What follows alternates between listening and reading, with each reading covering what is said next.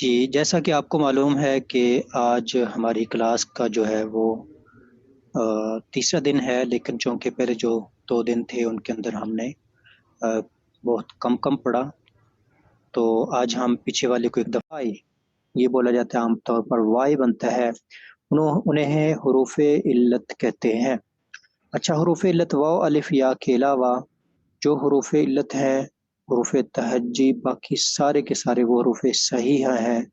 علت کا معنی ہے بیمار، علت کا معنی کیا ہے؟ یہ بیمار، مرض، یہ بیچارے کمزور ہوتے ہیں، جب آتے ہیں پھر تبدیلی ہو جاتی ہے، اور اس کے علاوہ باقی سارے صحت مند ہیں۔ 3 نکال لیں، کتنے نکال لیں؟ 3 حروف علت آپ نکال لیں 3، تو کل حروف علت کتنے ہیں تاکہ ہم اس سے پھر 3 نکالیں اور باقی پھر جمع ہو جائے۔ کل حروف علت آپ نے چیٹ میں لکھنے ہوں گے۔ حروف تہجی، عفواً حروف علت کہہ رہا ہوں، حروف تہجی کل کتنے ہیں؟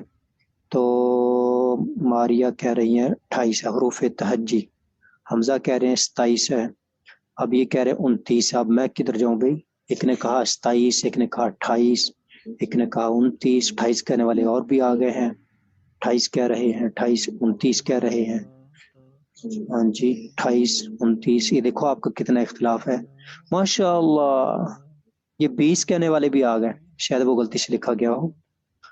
تو اگر ہم لکھتے ہیں 29، تو 29 میں سے 3 نکالیں تو باقی کتنے رہ جاتے ہیں؟ 29 میں سے 30، باقی 26 رہ جائیں گے، اور اگر 28 ہوں تو باقی 25 رہ جائیں گے۔ وہ سارے حروف صحیحہ ہیں۔ سوال بنے گا حروف علت کتنے ہیں؟ 3 3 4 5، تو آپ نے کہنا 3۔ اور حروف صحیحہ کتنے ہیں؟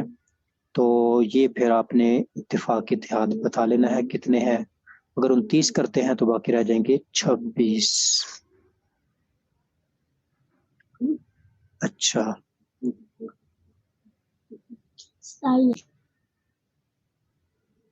جی، ثلاثی مجرد لفظ ہے۔ ثلاثی کا معنی ہوتا ہے 3، اور مجرد کا مطلب ہوتا ہے خالی، یعنی صرف 3 حروف ہوں اور زائد سے خالی ہو، کچھ اور نہ ہو۔ تو آپ کو جتنے 3 والے نظر آئے نا، علم، زید، شجر، نصر، ضرب، سمع، اس کو آپ نے کہہ دینا ثلاثی مجرد، ثلاثی مجرد، ثلاثی مجرد۔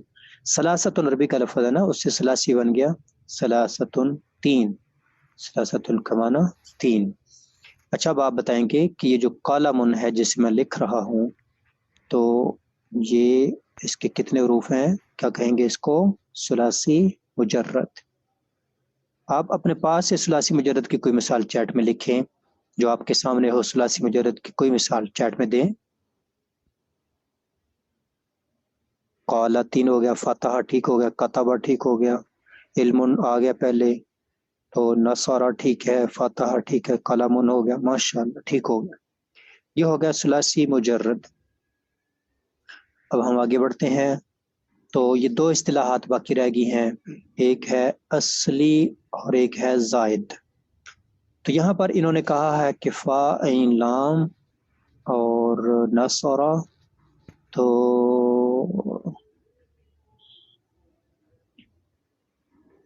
اس کی جگہ پر میں مثال یہاں پر لکھنا چاہوں گا، آپ بھی اپنے پاس کاپی پہ مثال لکھ لیں کہ نص ضربہ، تو اس کے نیچے اس کے اوپر میں لکھتا ہوں، بلکہ میں اس کو وائٹ بورڈ پہ لے کے آتا ہوں تاکہ آپ کے لیے لکھنا اس کو آسان ہو۔ یہ لفظ ہے ہمارے سامنے ہے ضربہ، تو اس کے اوپر ہم لکھ دیتے ہیں فعل، تو ان کو ایک دوسرے کے سامنے کرنا ہوتا ہے، سارے سامنے ہو گئے تو یہ سارے حروف اصلی ہو جائیں گے، کو ہم کہیں گے حروف اصلی، جو فا عین لام کے سامنے سامنے آ گئے ہیں، یہ ہو گئے حروف اصلی، حروف اصلی۔ دوسری مثال اسی سے بنے گی ضربہ سے، وہ ہے ضاربہ، ایسی لکھ لیں، اور اس کے اوپر ہم یہیں فا عین لام لے کے آئیں گے اور یہاں پر الف آ جائے گا، بنے گا فعل۔ اب جو فا زاد کے مقابلے میں تھا، یہاں پر بھی فا زاد کے مقابلے میں، عین را کے مقابلے میں تھا تو یہاں بھی عین را کے مقابلے میں، اور لام با کے مقابلے میں تھا تو یہاں بھی لام با کے مقابلے میں۔ یہ حروف اصلی ہو گئے، ان کو آپ کہہ دیں حروف اصلی۔ اب باقی کون بچ گیا ہے؟ چیٹ میں جواب دیجئے، باقی کون بچ گیا ضاربہ کے اندر؟ باقی کون بچ گیا ہے؟ الف۔ تو اس الف کو آپ نے کہہ دینا ہے کہ یہ ہے حرف زائد، حرف زائد، جی حرف زائد، حرف زائد۔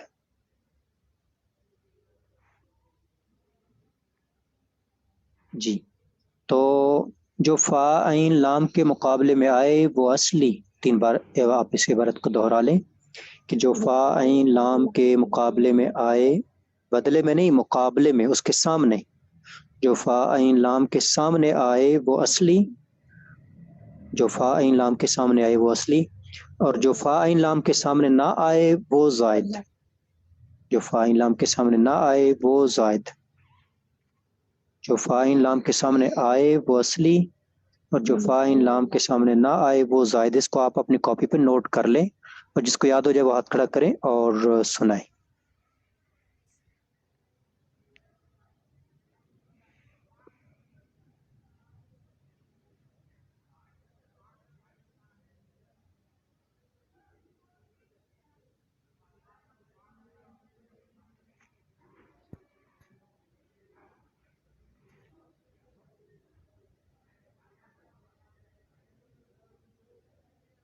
سر کیا یاد کرنا ہے؟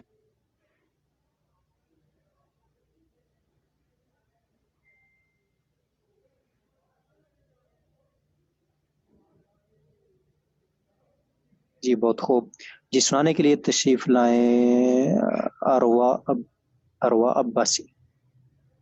اب ہوتا ہے با مانا یا بے مانا؟ لفظ کی 2 قسمیں ہیں، با مانا بے مانا، با مانا بے مانا، با مانا بے مانا۔ شمس الحق بھائی، ہمارے جو پہلے سیمسٹر والے طلبہ ہیں وہ یہ زبر کیوں ہے، زیر کیوں ہے، پیش کیوں ہے، یہ سب بتانے کے الحمدللہ قابل ہو چکے ہیں، جبکہ پہلا سیمسٹر ایسے سمجھے جیسے مدرسے کی وہ اعدادی اور پہلی کلاس سے بھی نیچے والی کلاس ہوتی ہے نا، وہ والی ہوتی ہے۔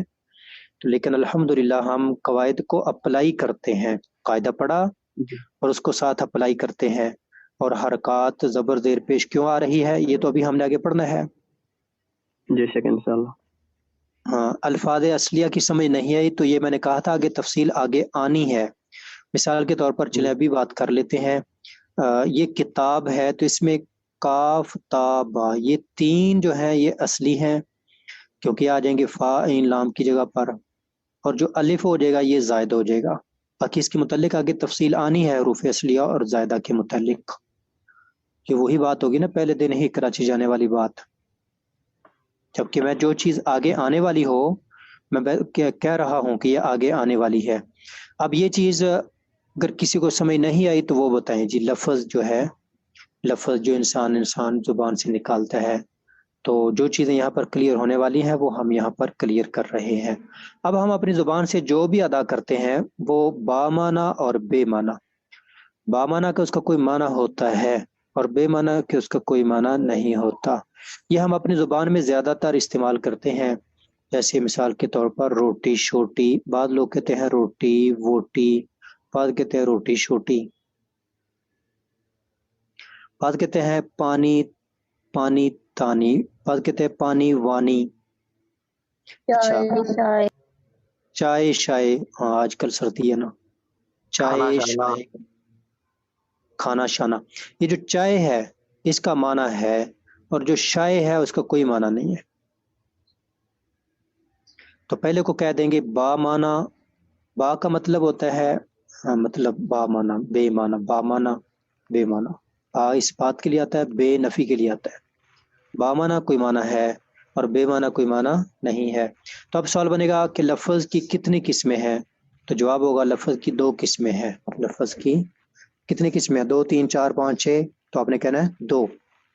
کون کون سی ہے؟ با معنی بے معنی، اور اس کی مثال یہ چائے شائے ہی کافی ہے، سردیاں ہیں اور کچھ لوگ تو چائے بنا رہے ہوں گے اور کچھ پی رہے ہوں گے، ممکن ہے موبائل ایک سائڈ پہ رکھا ہوا ہو، اور پھر آخر میں کہیں گے جی ہمیں تو کوئی فائدہ نہیں ہوا۔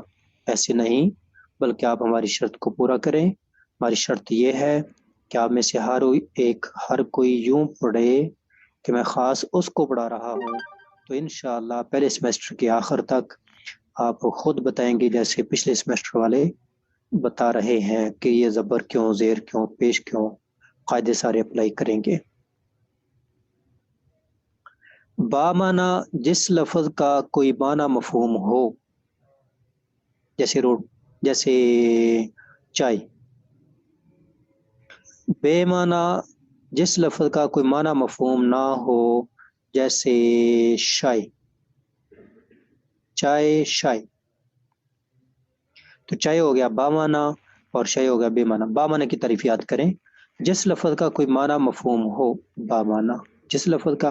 عبدالحق بھائی اور ان کے علاوہ بقیہ اور جتنے احباب جنہوں نے یہ چیزیں پہلے پڑھی ہیں وہ انتہائی اطمینان کے ساتھ رہیں۔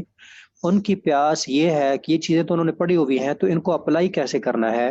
تو انشاءاللہ یہ قاعدے جو اپلائی کرنے والے جب آئیں گے اور بنیاد بن جائے گی تو ہم ساری چیزوں کو اپلائی کریں گے، اور سیمسٹر کے آخر تک انشاءاللہ آپ کا یہ سوال، اس کا جواب آپ کو مل جائے گا کہ اپلائی کیسے کرنا ہے۔ مہینے ڈیڑھ مہینے کے بعد ہم ان کو اپلائی کرنا شروع کر دیں گے، بلکہ ہم نے تو کل ہی اپلائی کیا تھا جب ہم نے پڑھا تھا تنوین پڑھی تھی، زبر دیر پیش پڑھی تھی۔ ایسے جتنی چیزیں ہم پڑھتے چلے جائیں گے تو اتنی چیزوں کو ہم اپلائی کرتے چلے جائیں گے۔ اب یہ یہاں پر جتنے لکھے ہوئے ہیں، یہ بھی لفظ ہے، یہ بھی لفظ ہے، یہ بھی لفظ ہے، یہ بھی لفظ ہے، یہ بھی، یہ بھی، یہ بھی، یہ بھی، یہ سارے لفظ ہیں اور سارے با معنی ہیں۔ یہاں قرآن کے اندر کوئی بھی لفظ بے معنی نہیں ہے۔ ٹھیک ہو گیا؟ لیں، جو ہم نے پڑھا اس کو اپلائی کر دیا۔ قرآن کے جتنے لفظ ہیں وہ سارے کیا ہیں؟ با معنی ہیں، کوئی بھی بے معنی نہیں ہے۔ اچھا، یہاں پر جیسے ہم نام بولتے ہیں، سیدھے نام کے ساتھ الٹا بھی بول دیتے ہیں، سیدھے نام کے ساتھ الٹا بھی بول دیتے ہیں، جیسے ہم نے چائے کے ساتھ الٹا بول دیا چائے شائے، ایسے ہی بندے کا نام بولتے ہوئے ہم الٹا نام بھی ساتھ بول دیتے ہیں۔ کوئی ایک مثال لکھے، سیدھا نام اور الٹا نام۔ جیسے ہم نے چائے شائے کا بولا ہے، ایسے بندے کا، لڑکے کا، لڑکی کا، حسن وسن، حسن وسن، اور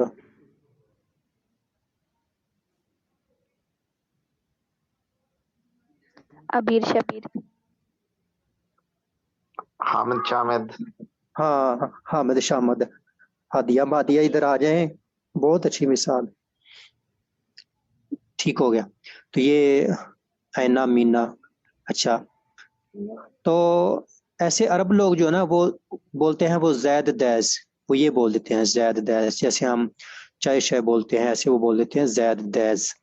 اب زید کا تو معنی ہے وہ نام ہے بچے کا، بندے کا، اور دیز کا معنی کیا ہے؟ دیز کا معنی کوئی بھی نہیں ہے۔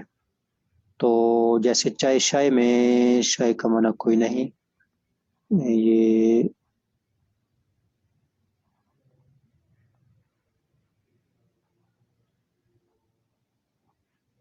ایسے ہی زید کا معنی ہے اور دیز کا کوئی معنی نہیں۔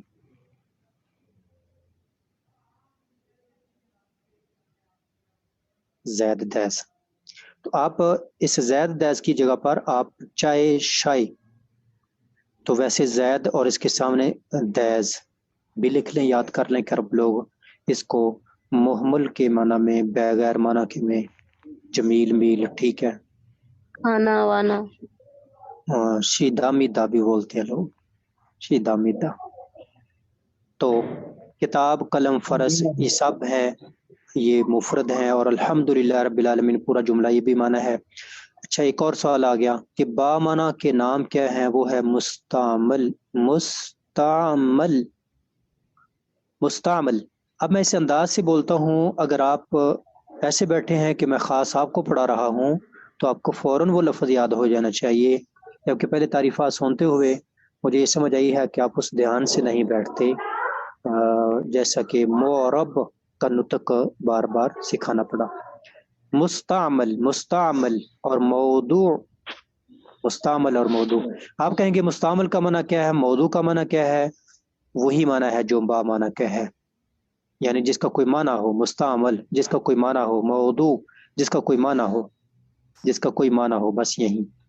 اگر آپ سے کوئی پوچھے با معنی کا کیا ہے، آپ نے یہی تعریف سنا دینی ہے. آپ سے کوئی پوچھے مستعمل کسے کہتے ہیں، آپ نے یہی سنا دینا ہے. آپ سے کوئی پوچھے موضوع کسے کہتے ہیں، آپ نے یہی سنا دینا ہے. تو با معنی، مستعمل، موضوع، اب تینوں کو آپ اکٹھا کاپی پہ لکھ بھی لیں اور اپنے زبان سے دہرا بھی لیں. با معنی، مستعمل، موضوع، با معنی، مستعمل، موضوع.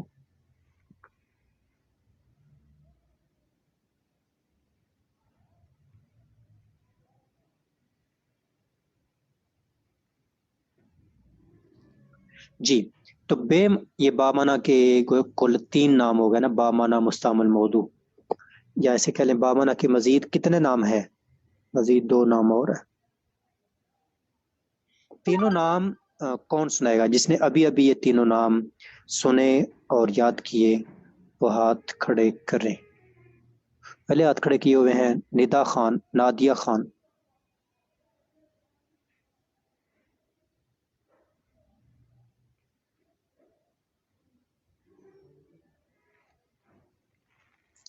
السلام علیکم.